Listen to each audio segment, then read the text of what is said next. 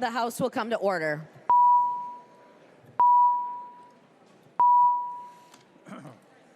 The clerk will read the journal of the preceding day. Journal of the House, 94th session, 50th legislative day, St. Paul, Minnesota, Wednesday, March 18th, 2026. If there is no objection, further reading of the journal will be dispensed with, and the journal will be approved as corrected by the chief clerk. Hearing no objection, the journal is approved as corrected by the chief clerk.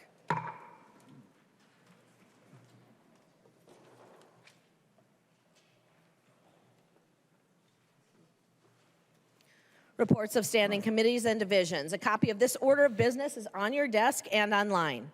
If there's no objection, the reports will be adopted. Hearing no objection, the reports are adopted.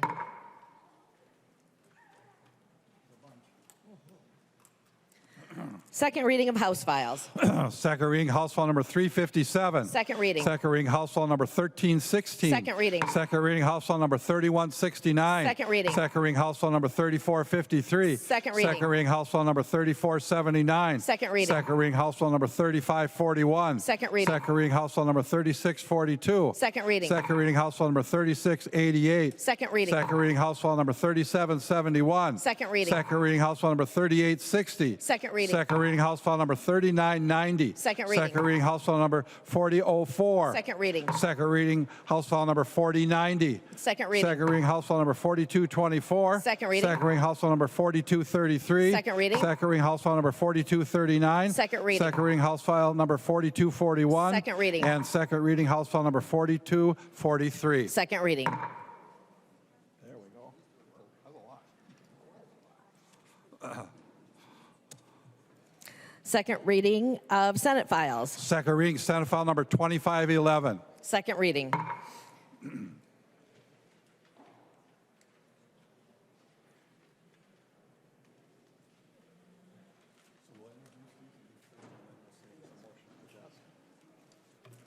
Introduction of bills. The following House files have been offered for introduction today. The chief clerk will report the House files and give them their first reading. Introduction of first reading of House Files 4510 through 4615. First reading, House files 4510 through 4615. There's a motion at the desk. The chief clerk will report the motion. Pursuant to Article 4, Section 19 of the Constitution of the State of Minnesota, Long moves that the rule therein be suspended and an urgency be declared, and that the rules of the House be so far suspended so that House File number 4541 be given its second, third readings and be placed upon its final passage. I recognize the member from Hennepin, Representative Long, to your motion. Thank you, Madam Speaker. This motion would allow us to take up a bill from Representative Pérez-Vega to repeal Cesar Chavez Day. Is there any discussion to the motion? I recognize the member from Anoka, Representative Niska. Thank you, Madam Speaker and members, and we agree that this is an important issue to take up today, and we urge member support. There being no further discussion, all those in favor say aye. Those opposed, nay. Motion prevails. The clerk will give the bill its second reading. Second reading, House File number 4541. Second reading.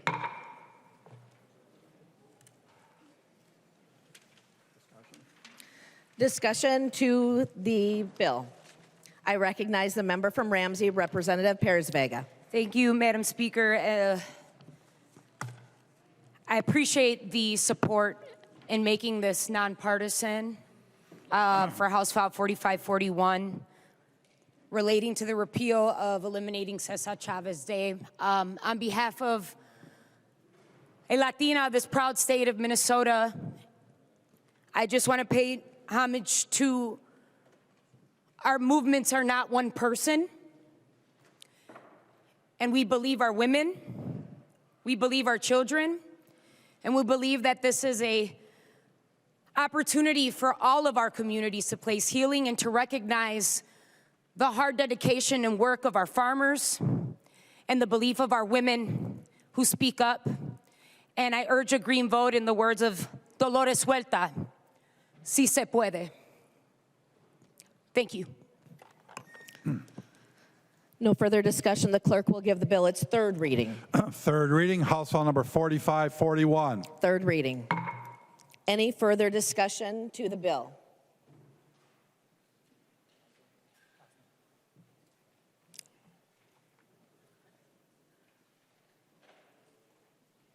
I recognize Representative Koznick. Thank you, Madam Speaker. Members, I rise to support this urgency and the passage of this bill. It's an unfortunate circumstance in front of us, but it's the right thing to do. Thank you. Any final discussion? Representative Pérez-Vega. Yes, I also want to give thanks to Representative Leash Kozlowski, as well as Representative Gomez and our leader, Zach Stevenson, for bringing this urgency as a call of action from our community. Thank you. I urge a green vote. Si se puede. The clerk will take the roll.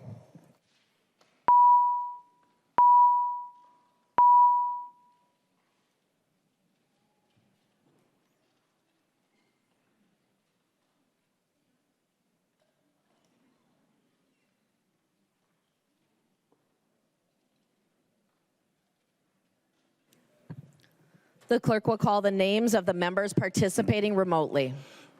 Anderson P.E. Anderson P. votes yes. Anderson P.E. votes aye. Jones. Jones, aye. Jones votes aye. Momani Hiltzley. Momani Hiltzley, yes. Momani Hiltzley votes aye. Rarick. Rarick, aye. Rarick votes aye.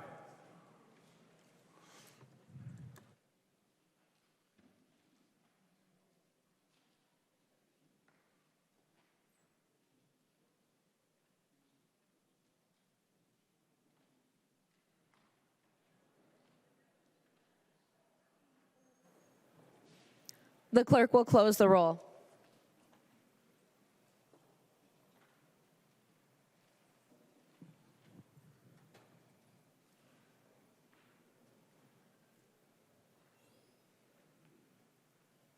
There being 129 ayes and 0 nays, the bill is passed and its title is agreed to.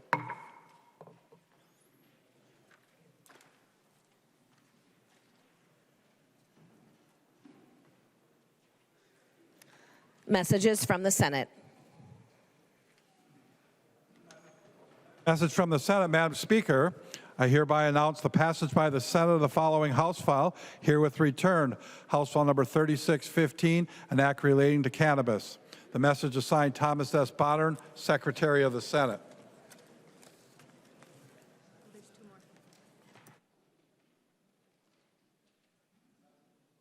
A message from the Senate, Madam Speaker. I hereby announce the passage by the Senate of the following Senate files, herewith transmitted. Senate File Number 3602 and Senate File Number 3887. The message is signed Thomas S. Bodern, Secretary of the Senate.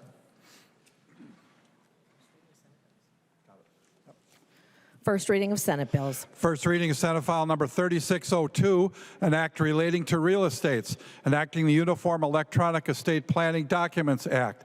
NISCA moved that Senate File Number 3602 and House File Number 3560, now on the General Register, be referred to the Chief Clerk for comparison. Hearing no objections, so ordered. First reading, Senate File Number 3887, an act relating to local government. The bill is being referred to the Committee on Elections, Finance, and Government Operations.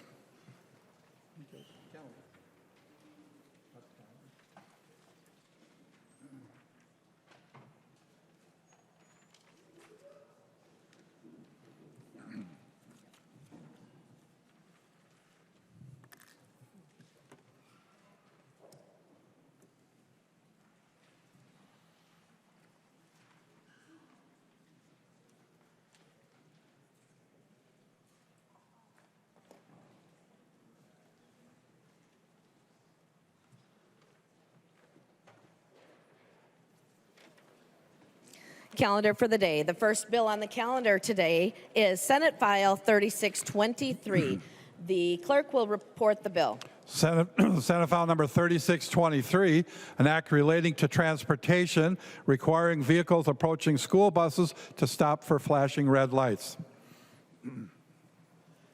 I recognize the member from Goodhue, the author, Representative Allen, to explain the bill.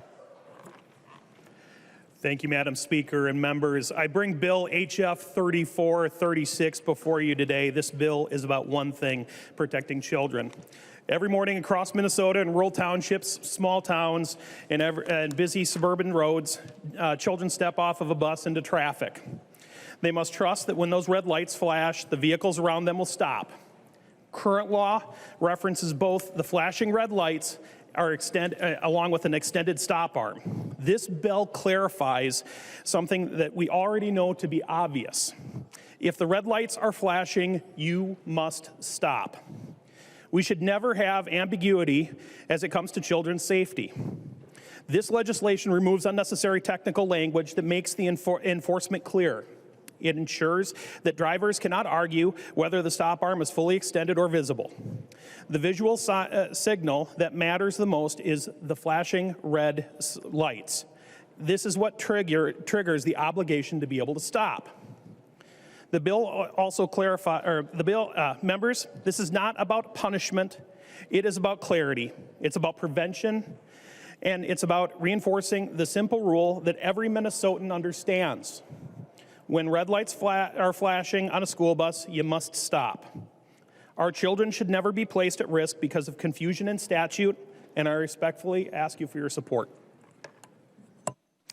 There are no amendments at the desk. The clerk will give the bill its third reading. Third reading, Senate File Number 3623. Third reading. Discussion to the bill. I recognize the member from Ramsey, Representative Hollins. Thank you, Madam Speaker. I stand in support of this bill. I want to thank Representative Allen for bringing this forward. I was in the process of writing the exact same bill when I found out that he had already done it. And I'll tell you why. I have a 7-year-old, and he has to cross a busy street. His bus drops him off at a busy street. And there has been at least 2 times this year when he was almost hit by a speeding car, because the arm on the school bus that he rides doesn't extend all the way. And part of the reason it doesn't extend all the way is because it's been hit by cars previously. So the school bus driver explained the situation to me, and I thought, well, this is just dumb. Anytime you see a school bus, you should be thinking, I need to be careful. I need to look out for children. And what I think this bill does is just bring strong clarity to the language, and hopefully it can be paired together at some point with an education campaign as well as enforcement efforts, because it is absolutely unacceptable for any of our children to be in harm's way. We entrust our kids at schools, we entrust them in the school buses, and even as a parent, when I'm coming to pick them up, I think that they should be able to cross that one street by themselves to meet me on the corner. And what I really hope is that this bill makes it easier for kids to be able to do that. So thank you, Representative Allen. I recommend a green vote. Further discussion to the bill. I recognize a member from Dakota, Representative Koznick. Thank you, everybody. Thank you, Rep. Allen, for the great work that you did on this when the Supreme Court case came out that said that this statute needs some clarification. It was in his district, had some school bus people, and great work on listening to your constituents. Use this as a great reminder to slow down and pay attention when you see the school bus, and then, of course, especially when the amber lights come on, be prepared to stop. I recognize a member from Goodhue, Representative Allen. Thank you, Madam Speaker. Again, I'd just like to be able to clarify, like I said before, that every parent puts their child on a school bus every morning, and I'm no different. Both my children get on a school bus every morning right in front of our house. And sitting back and hearing this summer of the loophole that was discovered and the ability for these individuals to be able to get out of paying a fine, which I think all of us in this room understand the gravity of putting a child on a bus and expecting them to be able to make it home safely every night. This bill before us gives us an opportunity as a body members to be able to show to Minnesotans that this institution works, that we have the ability to work across the aisle and find commonality. I hope this is the beginning of many more bills to come, and I would highly urge a green vote. Thank you. Seeing no further discussion, the clerk will take the roll.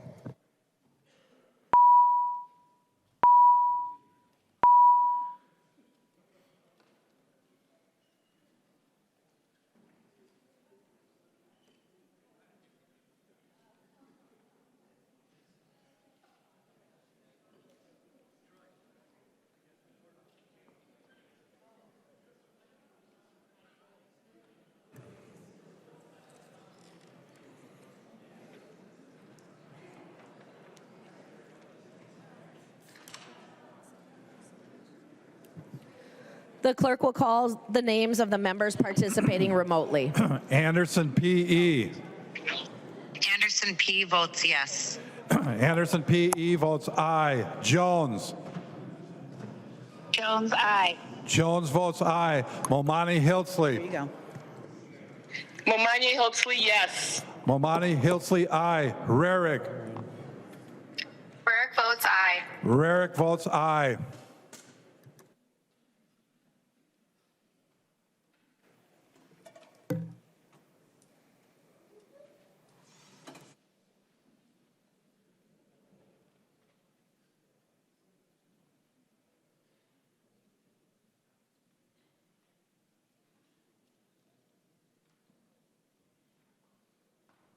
The clerk will close the roll.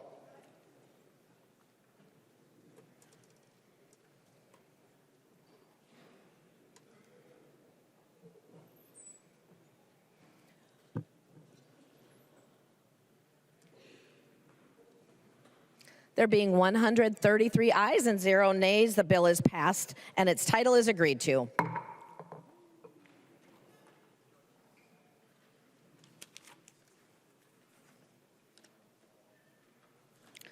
The next bill on the calendar for today is House File 3741. The clerk will report the bill. House File number 3741, an act relating to veterans, modifying educational assistance for veterans, children, and spouses.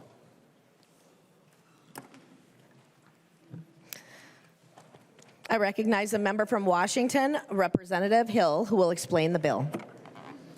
Thank you, Madam Speaker and members. House File 3741 is a bill that will both streamline and enhance benefits for surviving spouses and dependents of Minnesota prisoners of war and service members who are missing in action.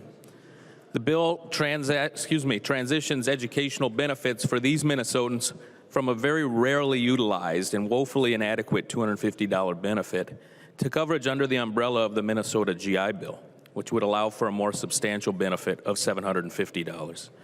Minnesotans have never hesitated when their country asked them for help. They went when called, and many did not return. And for prisoners of war and those who are missing in action, their families are left to carry that particularly heartbreaking anguish for decades. As lawmakers, we have an obligation to uphold our responsibility to that soldier and their family. The very least we can do in return is ensure that when these families seek an education, seek a path forward, or seek to build something from the wreckage of loss, our government is there to help. Overall, this bill simplifies and improves the benefit process for those who qualify under the program it is set to replace. It's been used only 3 times in the past 5 years, so it's very rarely utilized. The appropriation for the GI Bill, which is already in place, covers the surviving spouse benefit and is already built into the statute. This bill is another small step in moving forward to support surviving spouses and dependents of Minnesota's missing in action from prisoners of war. Please vote green. There are no amendments at the desk. The clerk will give the bill its third reading. Third reading, House File number 3741. Third reading. Discussion to the bill. I recognize the member from Beltrami, Representative Bliss. Thank you, Madam Speaker. This is a good bill. I would request a green vote from the body. Thank you. Further discussion to the bill. Representative Hill. It's a good bill. Vote green. The clerk will take the roll.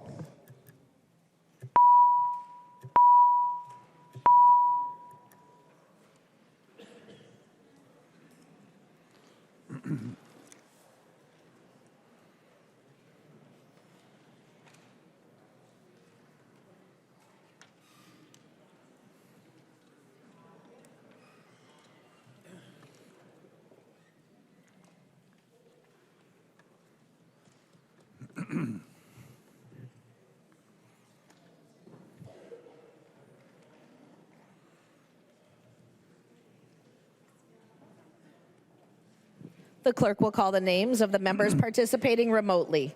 Anderson P.E. Anderson P.E. votes aye. Anderson P.E. votes aye. Jones. Jones, aye. Jones votes aye. Momani Hiltzley. Momani Hiltzley, yes. more time. Momanya Hiltzley, yes. Momani Hiltzley votes aye. Rarick. Burke votes aye. Rarick votes aye. The clerk will close the roll.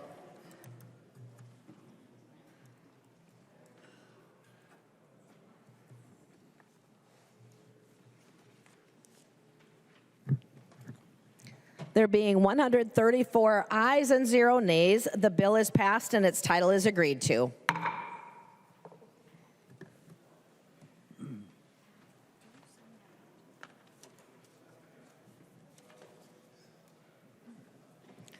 The next bill on the calendar for today is House File 3731. The clerk will report the bill.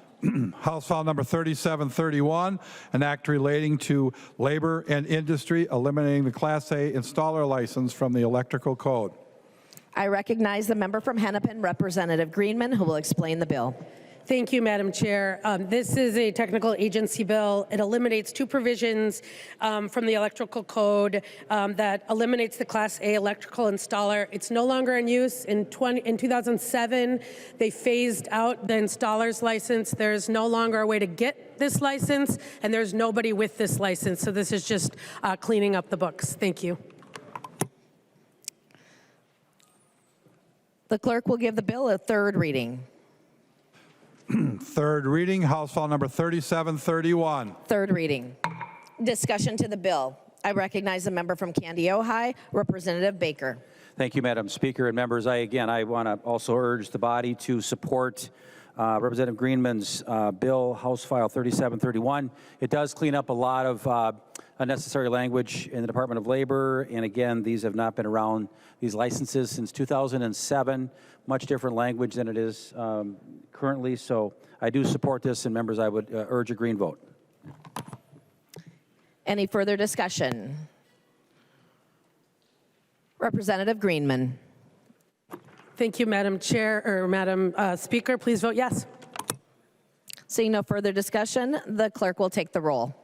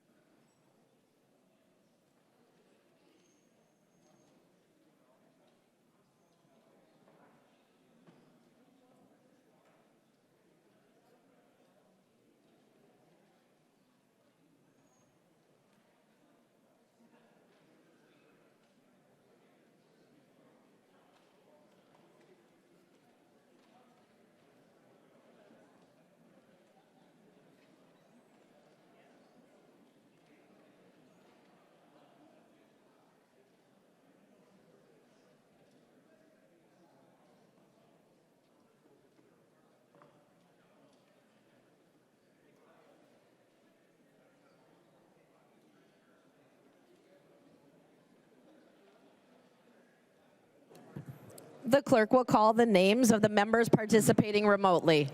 Anderson P.E. Anderson P.E. votes aye. Anderson P.E. votes aye. Jones. Jones, aye. Jones votes aye. Momani Hiltzley. Momanya Hiltzley, yes. Momani Hiltzley votes aye. Rarick. Burke votes aye. Rarick votes aye. The clerk will close the roll.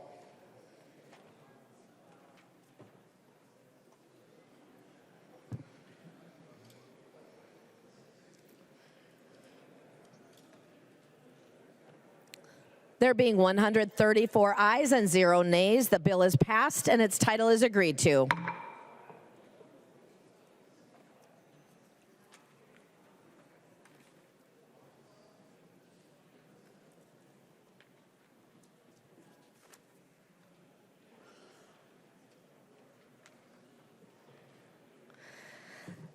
The next bill on the calendar for today is House File 3802. The clerk will report the bill. House File Number 3802, an act relating to energy, amending the exemptions to the Certificate of Need requirement.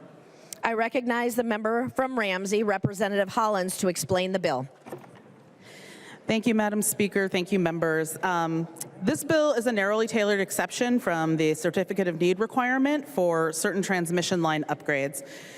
Electricity demands are growing, particularly in greater Minnesota, and utilities are trying to keep up with the need by upgrading their transmission lines. Under the current law, these line upgrades would require a whole new certificate of need, despite the fact that they're generally not being installed on new structures or new right-of-ways. Requiring a whole new certificate of need process can delay these upgrades for a year or more and significantly increase costs, which can then be passed on to ratepayers.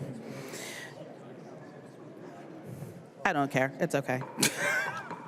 Members, please take your conversations to the alcoves or to the retiring room. Representative Hollins. No problem. This bill removes the requirement for a new certificate of need when upgrading a line with a capacity that's less than 100 kilowatts, or kilovolts rather, to a high voltage transmission line with a capacity of 115 kilovolts, as long as 80% of the length of the upgrade is located on an existing electric line right-of-way. There's a handout that's been passed around to all of you where you can see the difference in the lines when they are upgraded. As you can see, they are virtually identical. There is no difference when you upgrade the lines, and therefore I would recommend a green vote. Thank you. The clerk will give the bill its third reading. Third reading, House Bill number 3802. Third reading. Discussion to the bill. I recognize the member from Lyon, Representative Swedzinski. Thank you, Madam Speaker. Thank you, Representative Hollins. It's a good bill, very straightforward. You know, it's estimated this will potentially even save ratepayers money, which is obviously a step in the right direction when it comes to energy costs in the state of Minnesota. I would encourage a green vote. Discussion to the bill.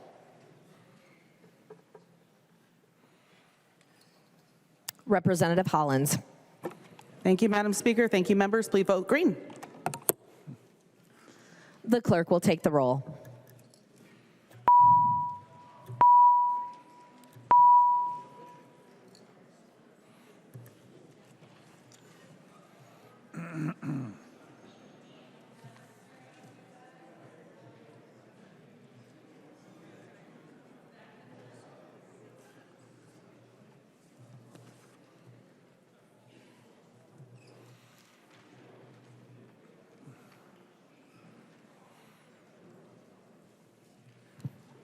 The clerk will call the names of the members participating remotely. Anderson, P.E. Go. Anderson P.E. votes aye. Anderson, P.E. votes aye. Jones. Katie. Jones aye. Jones votes aye. Momani Hiltsley.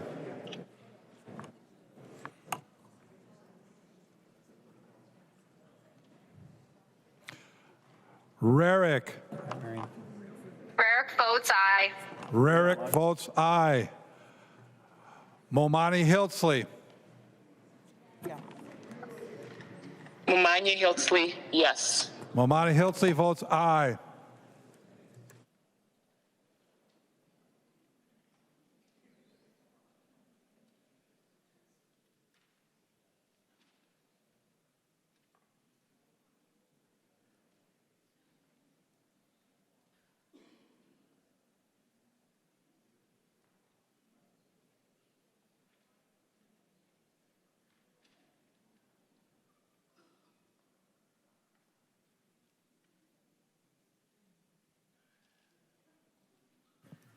The clerk will close the roll.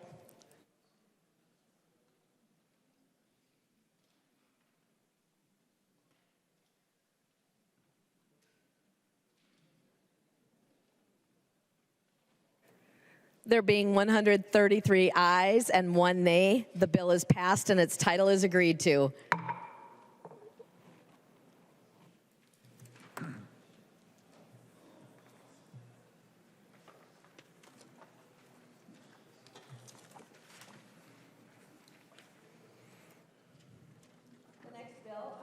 The next bill on the calendar for today is House File 3241. The clerk will report the bill. House File number 3241, an act relating to transportation, the first engrossment. I recognize a member from Scott, Representative Stier, who will explain the bill. Thank you, Madam Speaker. House File 3241 is a traffic safety bill. This bill updates current statutes with modern times. replacing television screen with display of electronic content. The bill was requested by the Minnesota State Patrol and will address concerns State Patrol troopers are seeing on our roadways. I'd appreciate your support. There are no amendments at the desk. The clerk will give the bill its third reading. Third reading, House File Number 3241. Third reading. Discussion to the bill. I recognize a member from Scott, Representative Tabke. Thank you very much, Madam Speaker. This is a good bill, and I encourage everyone to vote green.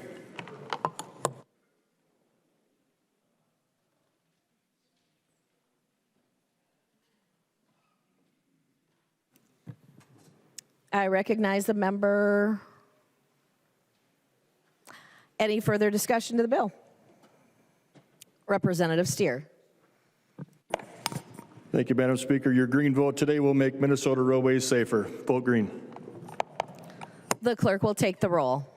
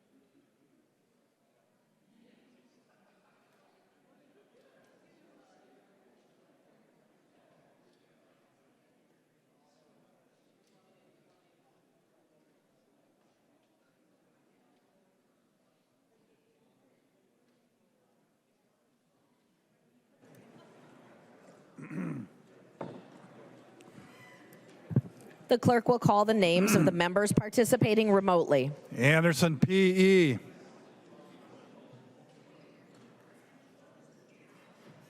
What? Okay, yes? Yes. No. Patty, you're voting right now. Anderson, P.E. Anderson, P.E. votes aye. Anderson, P.E. votes aye. Jones. Jones, aye. Jones votes aye. Momani Hiltzley. Momani Hiltzley, aye. Momani Hiltzley, aye. Rarick. Frere votes aye. Rarick votes aye.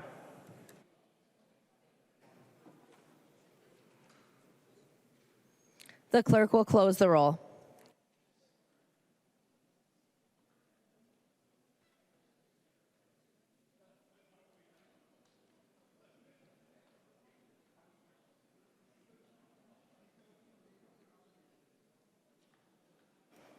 There being 111 ayes and 23 nays, the bill is passed and its title is agreed to.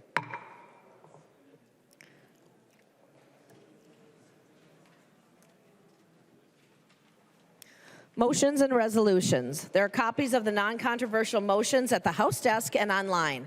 If there is no objection, we will take action on these motions first. Hearing no objection, the motions prevail.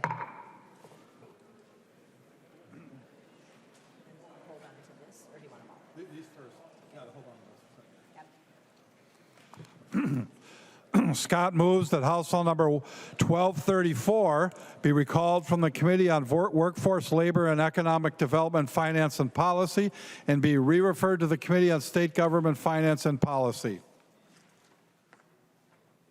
I recognize a member from Anoka, Representative Scott. To your motion. Thank you, Madam Speaker, and that is my motion. The Committee on Workforce and Labor didn't want my bill.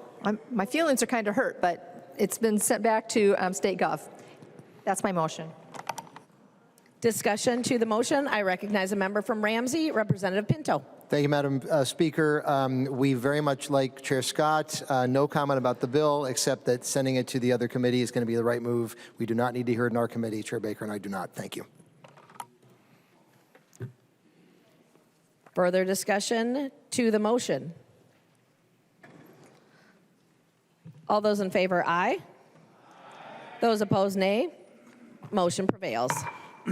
Frederick moves that House File Number 4356 be recalled from the Committee on Human Services, Finance, and Policy and be re-referred to the Committee on State Government, Finance, and Policy. I recognize a member from Blue Earth, Representative Frederick. To your motion. Thank you, Madam Speaker. That is my motion. My bill for direct care and treatment was heard in the Human Services Committee, but there were these two bills, so I have two motions that were clone bills. I failed in putting a Post-it note when I turned in the bills that they were supposed to go to State Gov and Judiciary. I know, I want to own that so the staff don't get the blame. It was my fault. You're welcome. So I just want to get them to the right place so all the provisions inside the bill can be heard. Further discussion to the motion. All those in favor say aye. Those opposed, nay. Motion prevails. Duran moves that House Bill number 4421 be recalled from the Committee on Health, Finance, and Policy and be re-referred to the Committee on Human Services, Finance, and Policy. I recognize a member from Beltrami, Representative Duran. To your motion. Thank you, Madam Speaker, and that is my motion, and we've got some changes to it that only needs to get heard in Committee of Human Services, and everybody's fine with it, so thank you. Further discussion to the motion. All those in favor say aye. Those opposed, nay. Motion prevails. Frederick moves that House Bill number 4478 be recalled from the Committee on Human Services, Finance, and Policy and be re-referred to the Committee on Judiciary, Finance, and Civil Law. I recognize the member from Blue Earth, Representative Frederick. To your motion. Thank you, Madam Speaker. This is the second of the two bills. Any further discussion? All those in favor say aye. Those opposed, nay. Motion prevails. Novotny moved that House Bill number 3990, now on the General Register, be re-referred to the Committee on Public Safety, Finance, and Policy. I recognize a member from Sherburne, Representative Novotny. To your motion. Thank you, Madam Speaker. Yes, that is my motion, and this will be our vehicle bill. I recognize a member from Ramsey, Representative Moeller. Thank you, Madam Speaker, and I agree with the motion. Vote yes. Thank you. Further discussion? All those in favor say aye. Those opposed, nay. Motion prevails. Scott moves that House Bill number 4077, now on the General Register, be re-referred to the Committee on Judiciary, Finance, and Civil Law. I recognize a member from Anoka, Representative Scott. To your motion. Thank you, Madam Speaker, and that is the motion. This is a bill that has to do with NDAs, and what it would do is make information that is now not public, very public, and so it needs to come to judiciary. Further discussion to the motion. I recognize Representative Greenman. Thank you, Madam Speaker. And this is my bill, House File 4077, and I want to make sure folks know what it is before I respond. This is the bill that is entirely in the municipal code. The municipal code, what it does is it bans local officials from signing NDAs. It actually doesn't touch Chapter 13, so it doesn't change information from being public to non-public. It leaves that entirely untouched. We had an hour of hearing on this and had folks from across the state. There was bipartisan support. But I am asking, because I know that this is a bill about transparency. You know, it's been 2 weeks since this has been on the General Register. We voted out March 11th. And there's been 3 to 4 times we've been on the floor since then. So we've had plenty of time if you wanted to hear this. I talked to our chair, and Representative Liebling said she didn't need to hear it. But I assumed if you wanted to hear it, we'd hear it in enough time for deadline. But the good news is there's 3 committee hearings left. So I guess my question for you, Representative Scott, before weighing in on this motion is, given the importance of the issue, and I know how important it is for you to hear it, would you give it a hearing this week before deadline if we send it back to judiciary? And you're asking Representative Scott to yield? You. Representative Scott to yield. Representative Scott will yield. Representative Scott. Thank you, Madam Speaker. Representative Greenman will do our best to hear it on Wednesday. Okay? Representative Greenman. Thank you, Madam Speaker, and thank you, Representative Scott. That's great to hear. I also am going to ask Representative Liebling, if we don't get it to Wednesday, because I heard a maybe, Representative Liebling, would you yield for a question? Representative Liebling will yield for a question. Representative Greenman. Thank you, Madam Speaker. If we don't get to it Wednesday, Representative Liebling, will you be able to get this hearing in judiciary? Representative Liebling. Thank you, Madam Speaker, and thank you, Representative Greenman. And Chair Scott is saying that she would be willing to hear it Wednesday. Wednesday is the day that it's an extra hearing for us where we're hearing some agreed upon bills.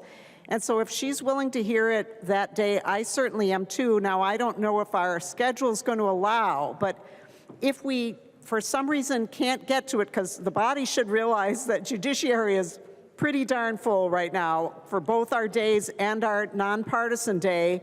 But if we don't get to it before deadline, I would commit to hearing it at least after deadline, and then it could go through the Rules Committee process. Representative Greenman. Thank you, Madam Chair, or Madam Speaker, and thank you to both co-chairs. That's good to hear. And this is in the interest of transparency and open government, in the interest of, you rarely see Greenman Roach bills, but this is one of them. I would support the motion to re-refer this back to judiciary. We'll have a good hearing in judiciary and look forward to bringing this to the general register where I expect it to go given the support. Thank you. Further discussion to the bill or the motion? Representative Scott? Yeah, that's fine. I agree with you. I made the motion. I'm just reaffirming it. Please vote yes. All those in favor, aye. Those opposed, nay. Motion prevails.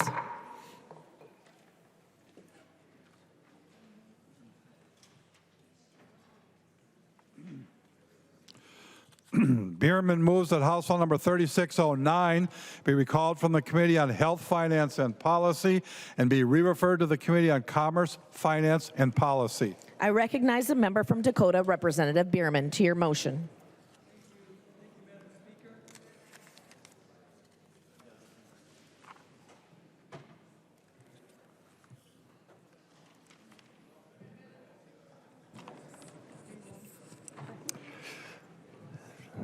Is there a mute button up there still? No. All right, sorry. Madam Speaker, thank you. That is my motion. House File 3609 was heard in Health, Finance, and Policy. This is a bipartisan bill to enforce the lawful protection and inclusion of Minnesota hospitals' contract pharmacies in the 340B program. It needs to move to Commerce, and I request that this referral take place. I would hope that members will support this motion so the bill can meet deadlines. A hospital near you will thank you for your support. Thank you, Madam Speaker. Oh, and I would like a roll call, please. A roll call has been requested. Seeing 15 hands, there will be a roll call. Further discussion to the motion.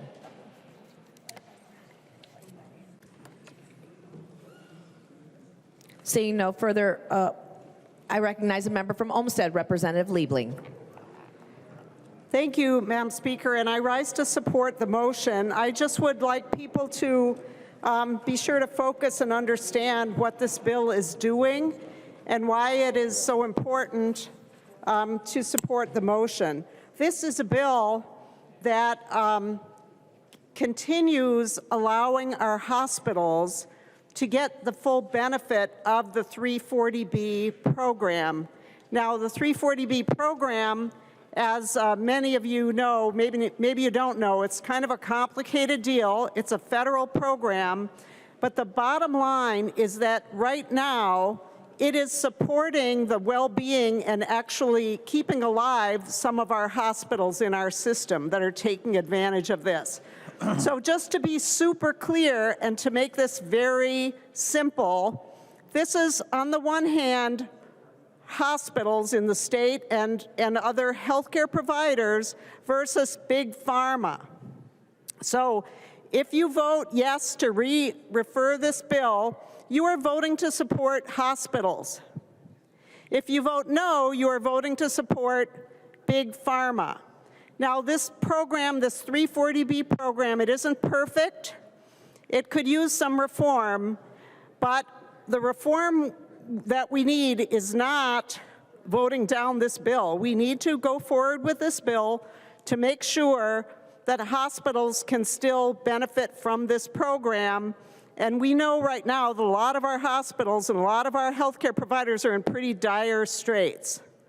So it's pretty important to all of our constituents that in the meantime, while we try to figure out if there are other tweaks we can do to this, and it is a federal program, not a state program, there might be other things we can do, but right now it's pretty important that we keep this going and allow the hospitals to have the benefit of being able to stay afloat with the help of this program. So please support the motion. Thank you. I recognize the member from Traverse, Representative Backer. Yeah, members, I would ask a no vote. We put a very important amendment in health, in the Health Committee, and it failed due to lack of tie.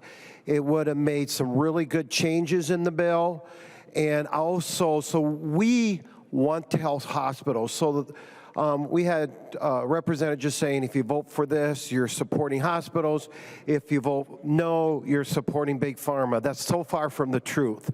We had a good amendment that was put in the bill that would put some reporting requirements that was asked, which we also heard from members on the other side of the aisle that made sense. We had Vice Chair Ryer said, you know, I like those reports and so forth. So this needs to stay in the Health Committee. We laid it over so we could work on it further so we can get a moving forward.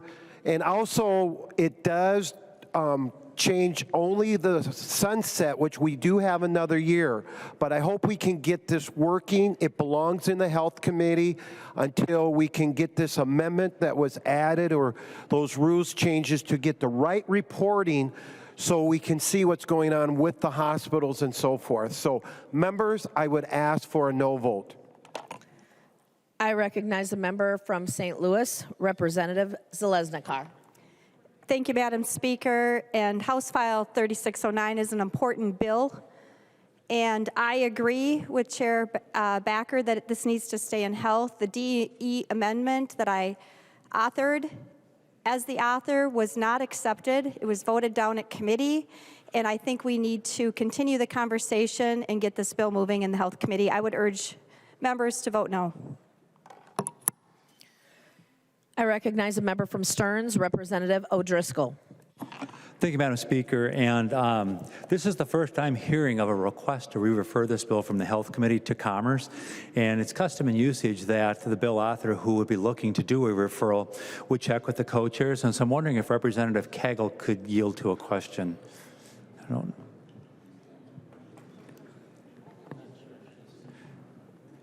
I don't happen to see her on the floor, and I was just wondering if Representative Bierman had spoken with her. Well, I'll just ask Representative Bierman the question then. Has he spoken to the other co-chair? Because I have not had an opportunity to discuss this matter with Representative Bierman. Representative Bierman will yield to a question. Representative Bierman. Thank you, Madam Speaker. Representative O'Driscoll, what I was told at first was the bill was going to be moved to Commerce.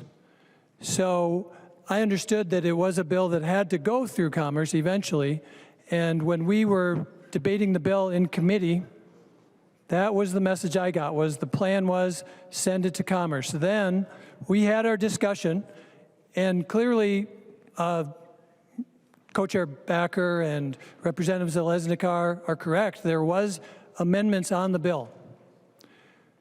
We voted down those amendments, but we also voiced support for the reporting, which was the active part we could all support. What we objected to was passing a bill out of committee that took out the enforcement of the bill. So you would have it had no teeth. So 3609, the way it is now, we cleaned it up. We took all the amendments off. But I would agree right now, at this very moment, to add it on the floor, add the requirement for the reporting of the hospitals. We could do that. No problem. It's the enforcement of the bill that is allowing restricting delivery of 340B by pharmacy right now. So we passed the bill as it came into our committee, there'd be no teeth on it. Nothing would change. So we made the bill better. We made it last year's version. And if it doesn't need to go to Commerce, let's hear from the co-chair now and say, let's bring it up at the meeting Wednesday and pass it to the floor. That would work for me too, if it doesn't need to go to Commerce. Representative O'Driscoll. Well, thank you, Madam Chair. And Representative Bierman, my question was very simple. Did you or did you not talk to the co-chairs? And you gave me a long dissertation about the history of the bill. I was wondering if Representative Backer could yield to a question. Representative Backer will yield to a question. Representative O'Driscoll. Thank you, Madam Speaker. And Representative Backer, have you voted on this bill yet? Representative Backer. Yes, we did that last Wednesday, and it did not prevail due to a tie. Representative O'Driscoll. Thank you. Madam Speaker, point of parliamentary inquiry, please. State your point of parliamentary inquiry. Is it within the rules of the House and in custom and use to, when a bill doesn't pass in the committee under the environment that we are right now, that we will just go to the House floor and move it from one committee to another because we didn't like the vote on something to try to keep a bill alive?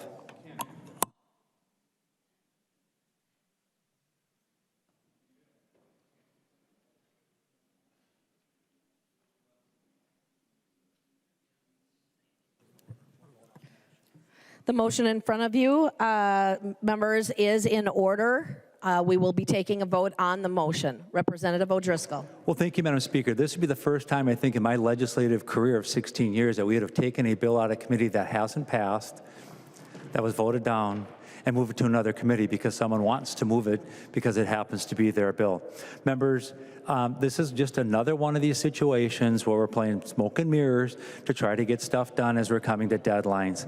I would strongly encourage a no vote until the Committee of Jurisdiction, the Health Committee, is done with that bill on moving it to the Commerce Committee. Thank you, Madam Speaker. I recognize the member from Anoka, Representative Niska. Thank you, Madam Speaker and members.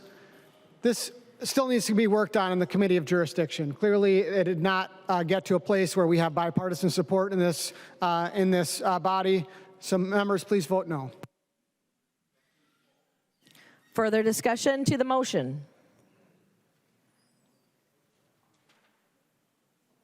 Representative Bierman. Thank you, Madam Speaker. I think we have the cards on the table here. It can move. We have at least 3 Republicans and 3 Democrats who want to see this pass and are bill sponsors, plus me. And if it's in this good shape that it's in now, 3609, the original with the enforcement, this is the way to go. So, members, again, just to reiterate, a green vote is for your hospitals, a red vote is for pharma. Thank you, Madam Speaker. The clerk will take the roll on the motion.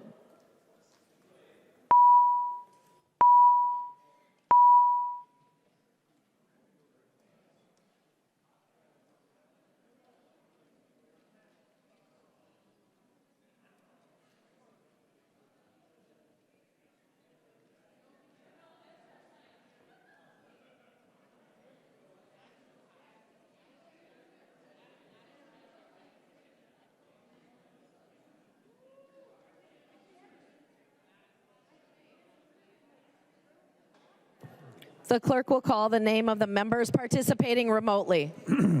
Anderson, P.E.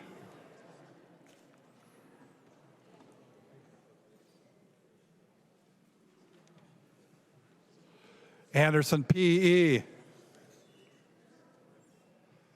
Jones. Jones, aye. Jones votes aye. Momonty Hiltsley. Momanya Hiltsley, yes. Momonty Hiltsley votes aye. Rarig. Rarick votes no. Rarig votes no. Anderson, P.E. Anderson PE votes no. Anderson, P.E. votes no. The clerk will close the roll.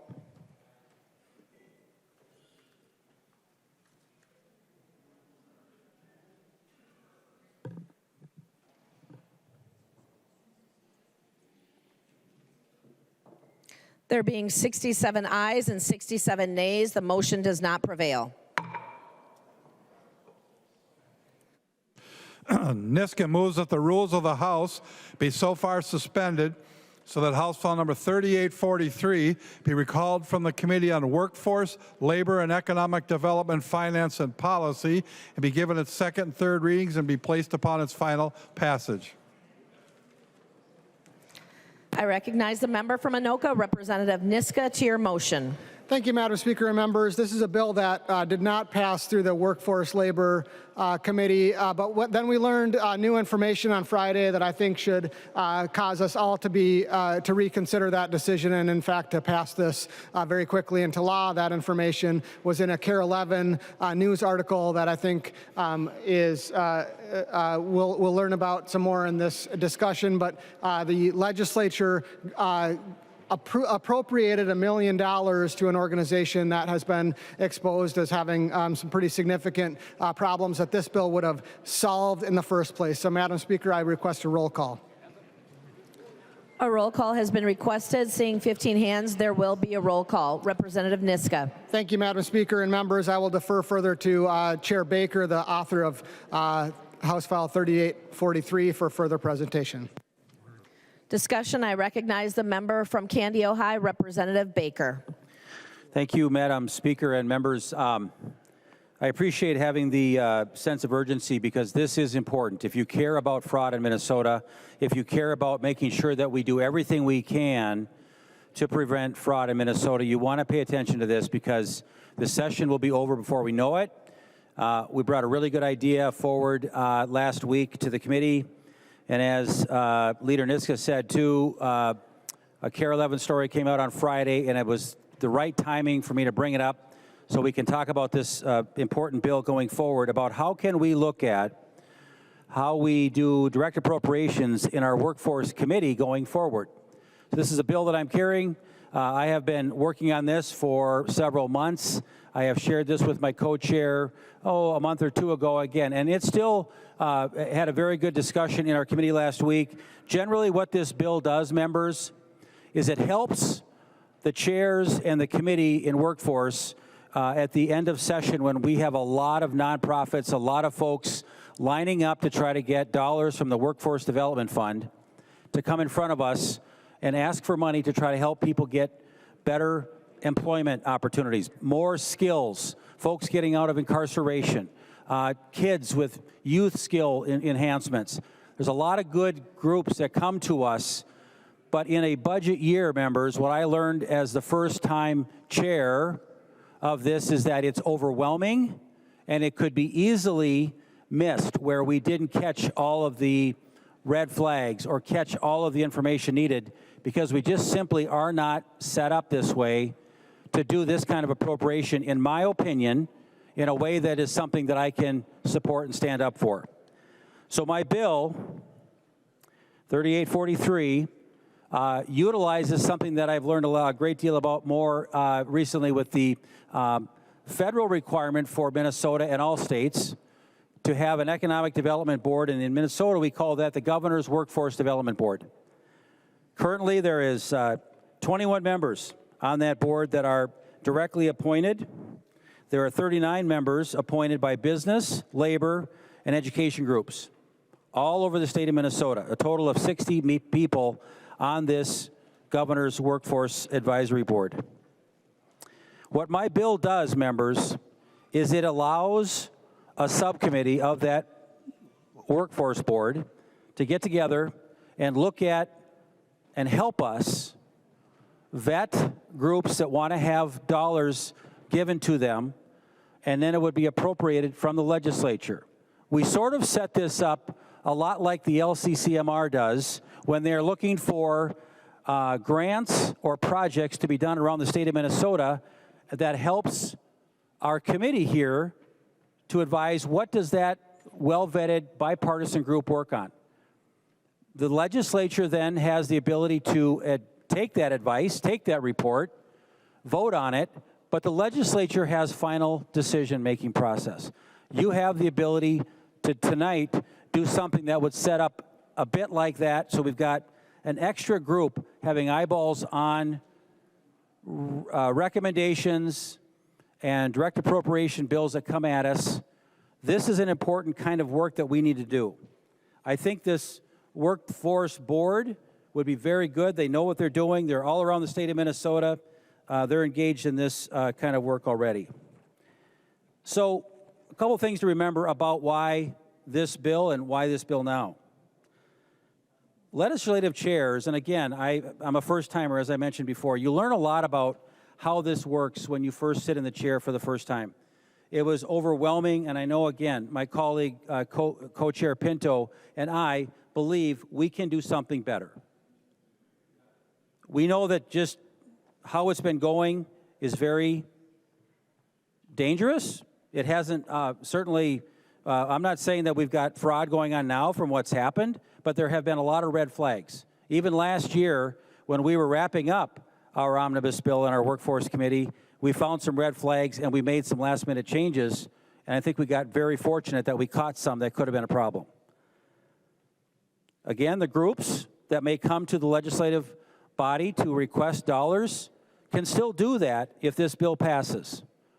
They can still come directly to the legislature and share their story, but we're also saying that we want them to go through this new Governor's Workforce Board subcommittee that will make the recommendation to the legislature on how do we want to appropriate several $1 million a year in these kind of grants. But finally, though, again, I want to remind everybody, the legislature doesn't give up any of our authority. We still can make that decision just like legislators do now with the LCCMR bill.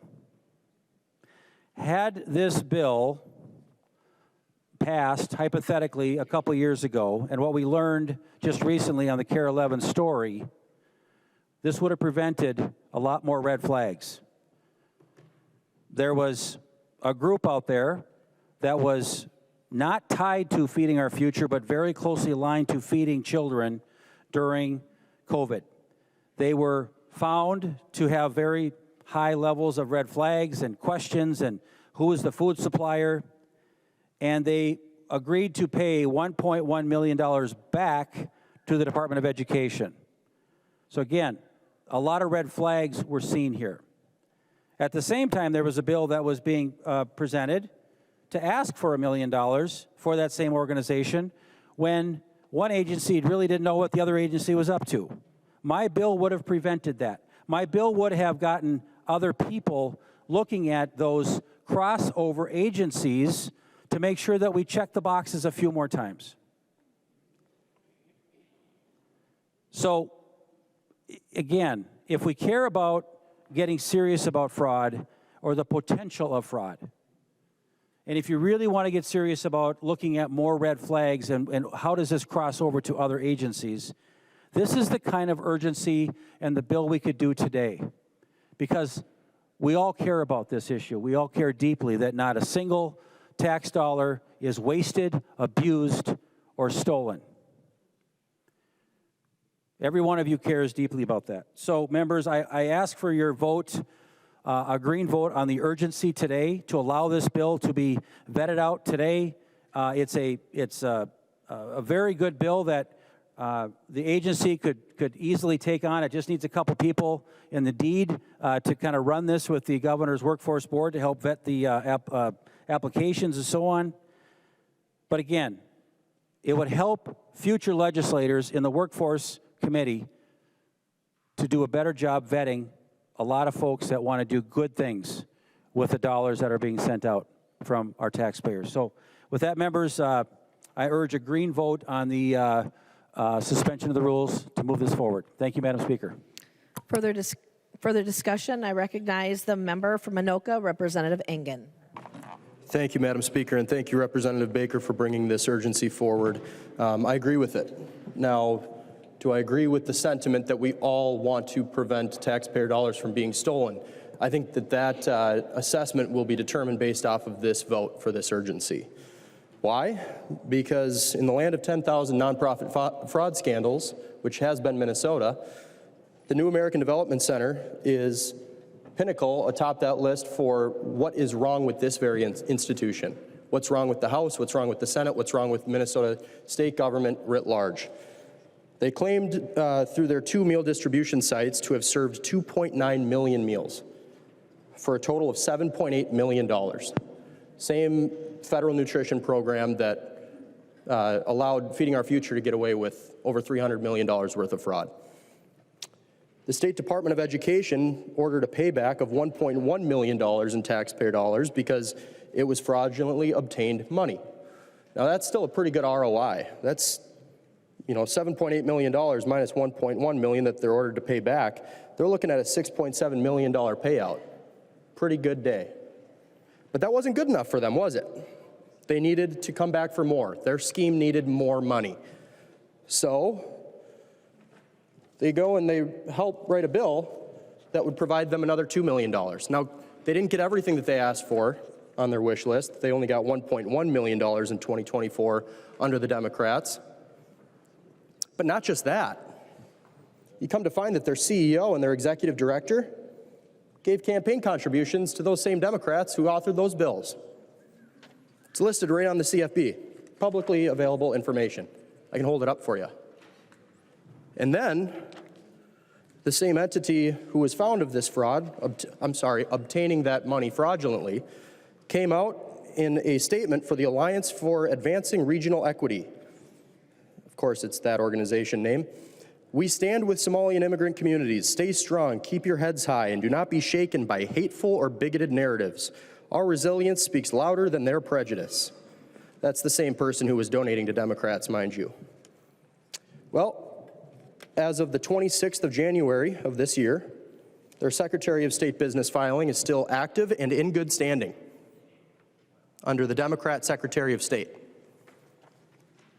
Let's take a look at their website. They're About Us. What do? Here's their mission.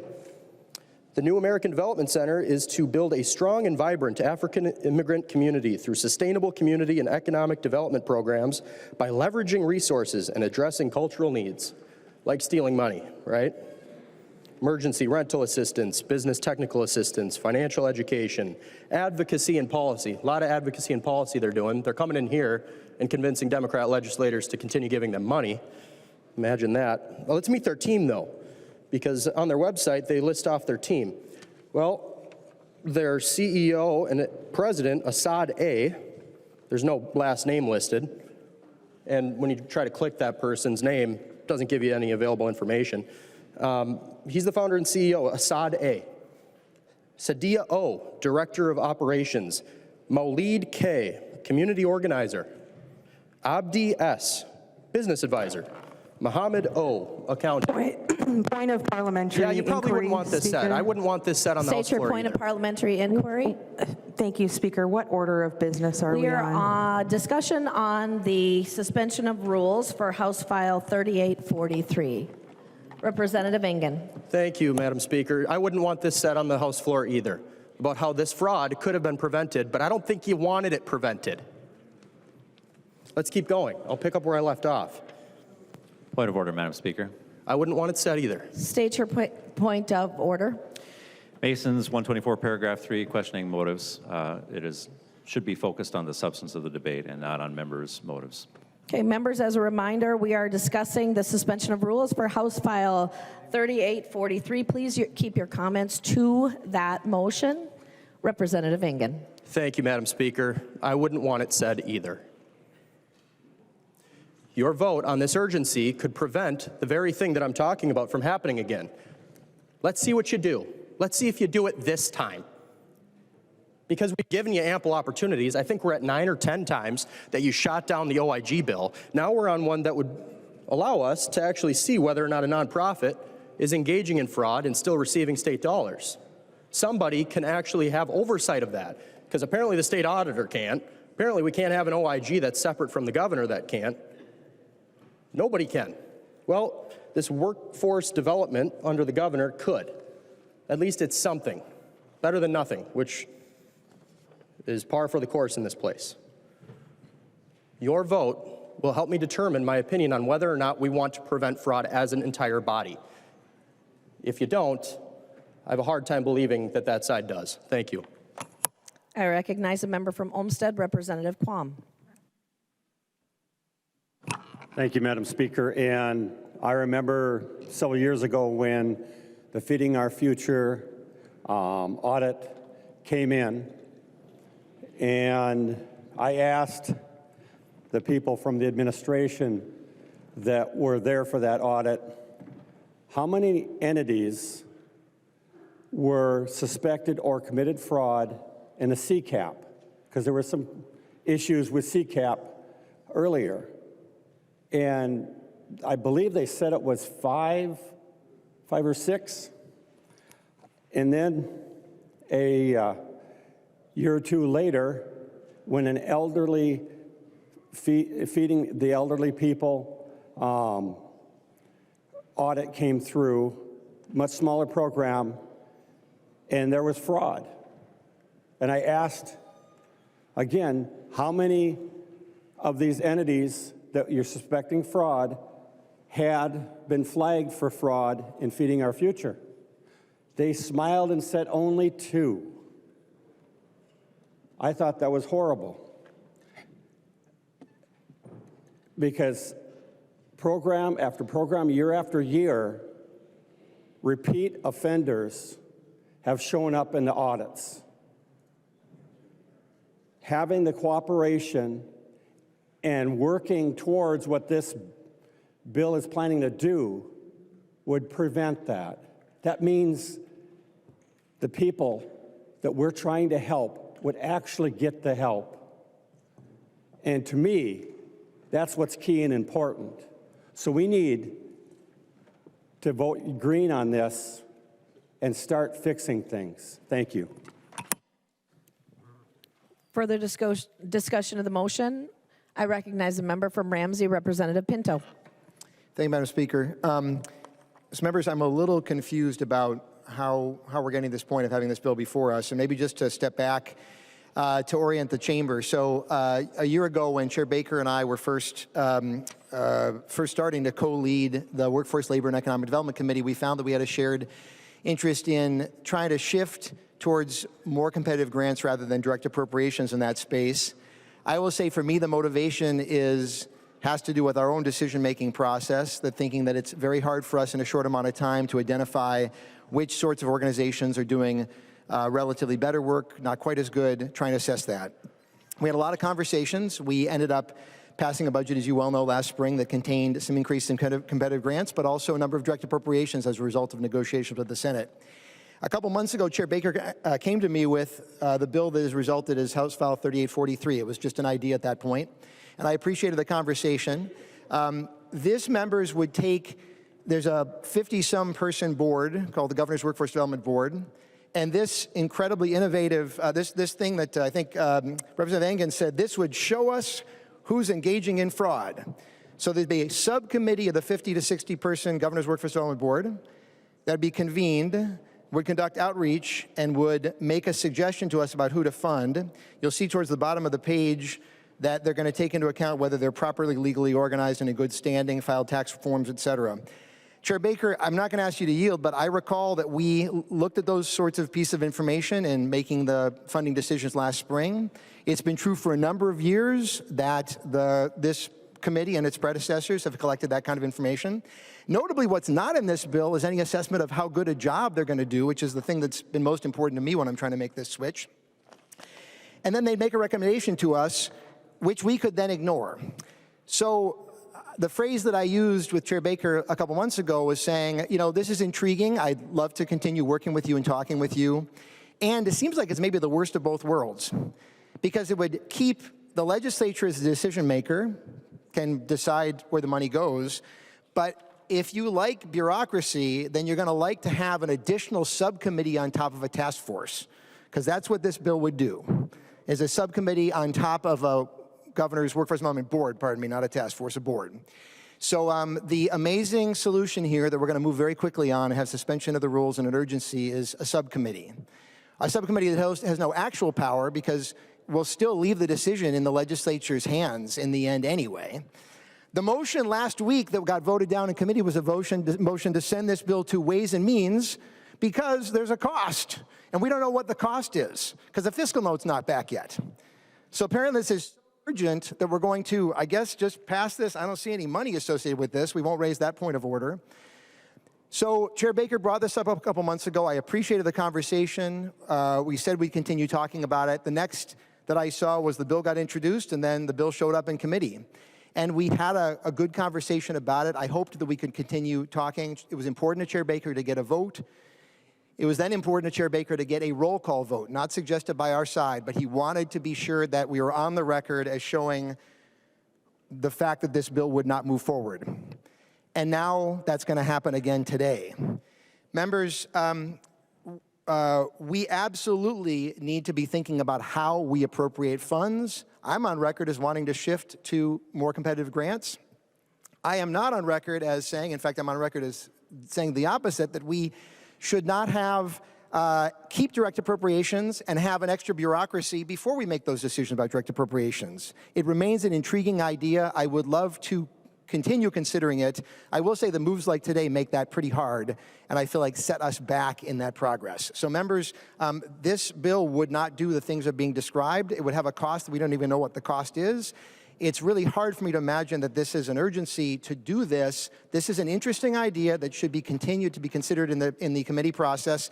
And I guess this is an opportunity for Representative O'Driscoll. This is now twice in your 16 years, has happened within half an hour of having a bill that apparently is now attempting to be moved along. I suppose this is bringing a suspension of the rules, so slightly different. But in any case, members, I would urge that we vote against this. Let's continue to work together. This is not the solution. Thank you, Madam Speaker. I recognize the member from Morrison, Representative Schultz. Thank you, Madam Speaker. Thank you, Representative Pinto, for outlining why we have this need today.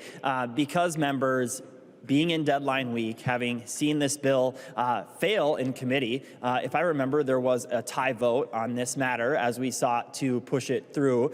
And what we heard from my colleagues on the other side of the aisle is that a little progress or even a few steps in the right direction isn't good enough to move it forward. And in fact, every last ounce of detail had to be taken care of in their eyes. Oh, by the way, the administration has yet to deliver the fiscal note to the committee. After it's been requested, my understanding, 4 weeks. And we're talking about something so simple as ensuring that we're looking into the people who are seeking to receive money from the state. And you've heard plenty on this floor tonight about why we should be scrutinizing those people, why we should have oversight, why more eyes looking into the affairs of the people who are seeking dollars from the state is important. And oh, by the way, this should not be a partisan issue in one sense or another. I mean, if Republicans came forward and brought forward a bill that gave $1 billion to nonprofits, I'm sure my friends on the other side of the aisle would love to ensure that we looked at the records of every single one of those nonprofits. But alas, if Democrats do it, skip every step of scrutiny, remove every ability to vet a nonprofit seeking state support, and just say, here's the check. Right now, we have an opportunity in front of us, and suspending the rules right now would give us the sort of energy and momentum that this bill needs to stop fraud in Minnesota in our workforce development account, and ensure that the people who are a part of this subcommittee are doing this work ahead of the 2027 legislative session. Because if we don't, the next legislature will be in a worse off position with proposals and ideas and funding requests for the state that will not have received the kind of scrutiny that they need. So let's take one baby step in the right direction right now and suspend the rules to protect the taxpayers' money and to ensure that we are appropriately scrutinizing the people who ask for our money. Further discussion to the motion? Representative Niska. Thank you, Madam Speaker and members. I urge a yes vote on the urgency for House File 3843 because Minnesota cannot afford another preventable fraud failure. This is a simple bill. We've heard about it. It would create an advisory board similar to the LCCMR to vet nonprofits, applicants, and guide how workforce development dollars are spent. This should be an easy green vote for anyone who's remotely serious about ending Minnesota's fraud epidemic. It's simple, it's common sense. It'll reduce conflicts of interest and ethical risks in the grant process and strengthen oversight to better protect taxpayer dollars. And yet, Democrats on Wednesday in the Workforce and Labor Committee blocked this bill. 2 days later, a CARE 11 report showed exactly why this bill is necessary, why it needs to become law yesterday. In fact, not just yesterday, 2 years ago. We learned that just months after a nonprofit was ordered to repay more than $1.1 billion because of, quote, fraudulent claims the nonprofit made in the child nutrition program, the Democrat trifecta gave that same organization another $1 million in direct funding. That bill is on your desks, members. It was House File 4039 in the last session. Rolled into a Democrat omnibus bill in 2024. Let me repeat that. A nonprofit the state found was, quote, engaging in unlawful practices, false and fraudulent claims, was then given another $1 million. And a named legislative grant sponsored by a Democrat, passed by the Democrat trifecta. Even more outrageously, that nonprofit had been found by the Department of Education, quote, seriously deficient in 2021. That letter is on your desk as well. Members, that is exactly why we need this bill. After everything we've seen, taxpayer dollars are still going out the door to organizations already flagged for abuse. We need another belt and suspenders like House File 3843, a simple step towards accountability and transparency. So the question before us is simple. Now that we know what we know, why won't we act? What possible excuse is left for voting no? Why wouldn't we want greater oversight of the grant process? Minnesotans are demanding accountability. They want us to stop the fraud. Members, a yes vote is a vote to protect taxpayer dollars and stop the fraud. A no vote is a vote for the status quo. It's a vote for complacency. A no vote is a vote to keep the fraud flowing as Minnesota tax dollars slip away. To my Democrat colleagues on the Workforce and Labor Committee, you missed a chance last week to advance this bill. Today is your second chance. Don't miss it. Vote green. The clerk will take the roll.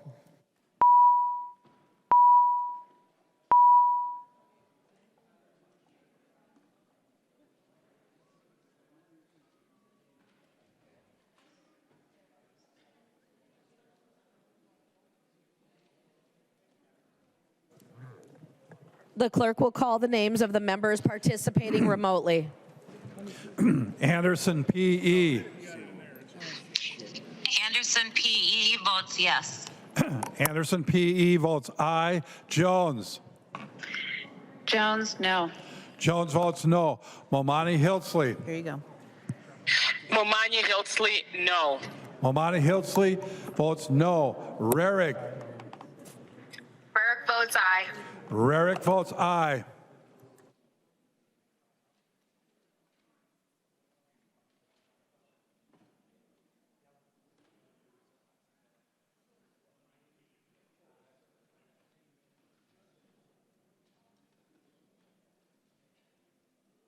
The clerk will close the roll.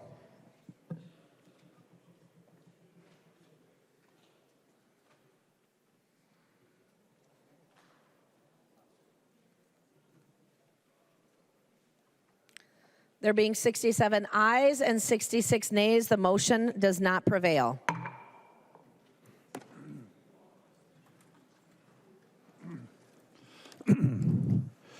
Purcell is introducing House Resolution number 8, a House resolution recognizing Minnesota's Year of Water. Jordan is introducing House Resolution number 9, a House resolution expressing the sense of the Minnesota House of Representatives on the 4th anniversary of Russia's full-scale invasion of the Ukraine.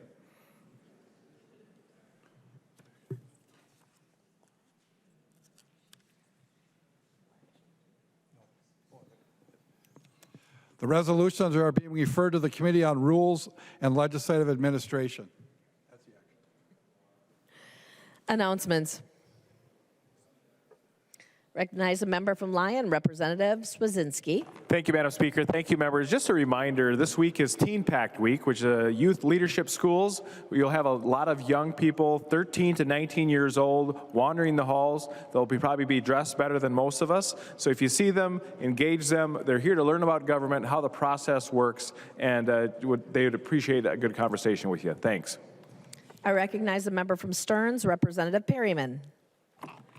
Thank you, Madam Chair. Members, tonight is Minnesota, or I should say St. Cloud Chamber of Commerce night in the Capitol over at the Radisson. Great food, great people, great conversations. I ask that you all join us over there right after this event. It can't even get any better than what we just experienced here, but it can over at the Radisson. I will see you all there, and I'll be watching and taking names and numbers. Thank you. Further announcements. Representative Niska. I move that when the House adjourns today, it adjourns until 12:15 p.m. Wednesday, March 25th, 2026. Representative Niska moves that when the House adjourns today, it adjourns until 12:15 p.m. Wednesday, March 25th, 2026. All those in favor say aye. Those opposed, nay. Motion prevails. Representative Niska. I move that the House do now adjourn. Representative Niska moves that the House do now adjourn. All those in favor say aye. Those opposed, nay. Motion prevails, and the House stands adjourned until 12:15 p.m. Wednesday, March 25th, 2026.